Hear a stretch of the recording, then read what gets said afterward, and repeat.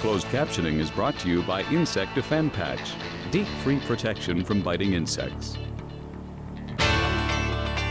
Hey, welcome back to beautiful Brechin, Ontario, just south of Aurelia for a Lumberjack competition. We're just about halfway through the competition as we head into the Jack and Jill Buck. We'll be showing you the top 4 heats. This is classic men and women working together. We got some husband and wives, boyfriend, girlfriends, and just plain strangers here like Mary Reeder and Gary Hammond, who's actually the announcer of the show, taking a break from the microphone. And they've listened to you, Bill. We've said for ages here now, it happens too quick with one cut with these fast saws. How about us seeing a little bit more action? We've got 2 cuts here in the Jack and Jill. Well, not only can things go right with 2 cuts, things can go wrong as well, making your transition from the first cut to the second cut. It takes a little bit more skill and dexterity. We got a couple on the left-hand side, the My Hills. I know they haven't been involved too much in lumberjack sports lately. They've been busy raising a family. Yeah, neither has their saw. They're running an M2 saw. That's an old generation saw. Look at Gary Hammond saw cutting. Mary and Gary on the right-hand side are way ahead at this point in the first heat as they're ready to put the finishing touches. The My Hills are just starting their second cut. Well, look at Gary Hammond and Mary Reeder. They have a really good cut, and they're down first with 19.4 seconds. Now, I heard the announcer saying thin to win, which is a classic saying. You were pretty thin there. Were you nervous? Yes.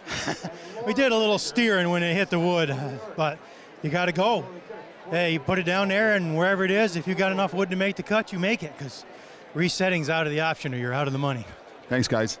Well, we got a 2-cut Jack and Jill going on here with 3 heats to go. 19.40 if I were betting, and I think that time is going to fall. Next up, we got Keach and Michelacci, not normal sawing partners, taking on these people here, the Woodlands, who do saw on a regular basis together. You bet, and they've watched the teams before. They know that Hammond had a little bit of a bobble between one cut and the next. Also, their saw's not cutting really quickly, so they know that this time can be dropped. So much more interesting watching a 2-cut double buck, whether it's Jack and Jill or 2 men. It doesn't really matter. Michelacci and Keach struggle right out of the gate. But look how fast their saw's cutting. I think that's a Mercier blade, and man, is it ever cutting. Looks like they had I don't think they got a full cut that first time. It's going to be looked at by Andy Schreiner, the head judge. The Woodlands continue on through their second cut. Looks like Michelacci and Keach are first to be through.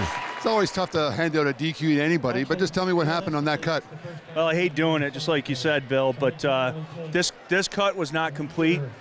They came through the side, you'll see in the video, but the end of the log was a little crooked. I gave them some extra room, and it just saw kind of skated over, didn't have a complete disc. I hate throwing people out, but that's why you have a judge. Well, heading into heat number 3 of the Jack and Jill Buck, we still have a time of 19.40 set in the first heat by Gary Hammond and Mary Reeder. As we head into this next heat, we have 2 husband and wife teams. We got the Coors taking on the Hennings. Whenever you see Coors, Hennings, you know that they're husband and wife teams. They spend a lot of time usually practicing together. They usually have an advantage in this event. Well, certainly I heard that from Mike Coors that Colin and him have been working a lot this past winter. They are now living together because of jobs they were living apart for the last year or 2. Look at the disparity in size between Mike and his wife, but boys, look at them pull that saw. You can tell they've spent a lot of time practicing. Excellent athleticism by Mike Coors and Colin Coors as they look like they're going to win this heat, take down the time to beat, and yes, they do with a 13.17. I heard earlier in one of the other sawing events that the fact that the wood is not round gives it a few edges. Does that concern you at all in making the switch from cut 1 to cut 2?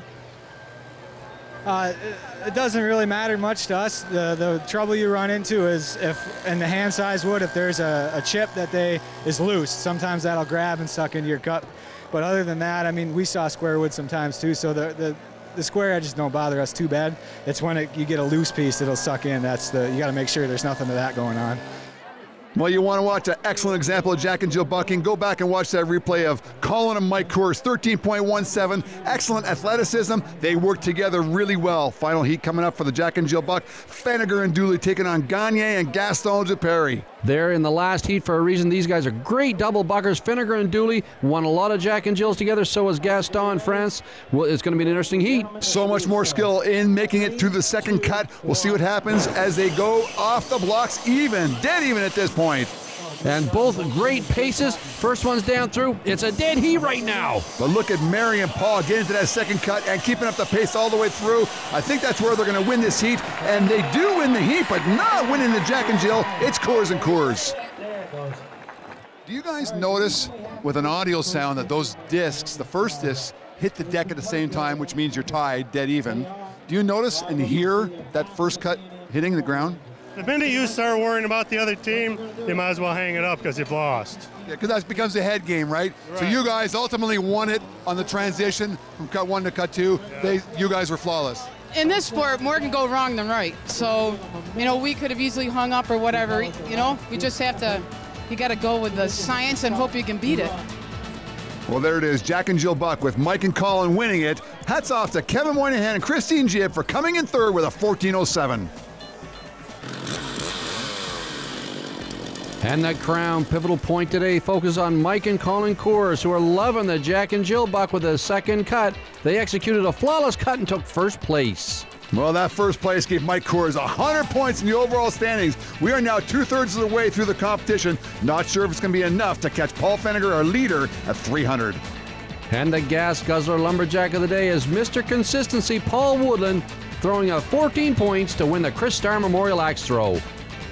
Well, we're now 2/3 of the way through the competition. Our hats are off to the whole organizing committee and all the sponsors associated with this event. Paul Fenniger is still out in front, but the Canadians are quickly closing the gap. Come back again next time when once again it'll be time for Lumberjacks.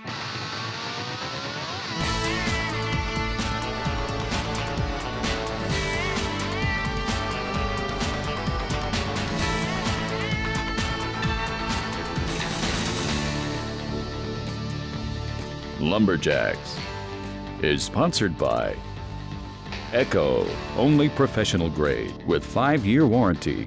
Crown, protect, maintain, save. K100, we make water burn. Yamaha, what kind of Yamaha are you?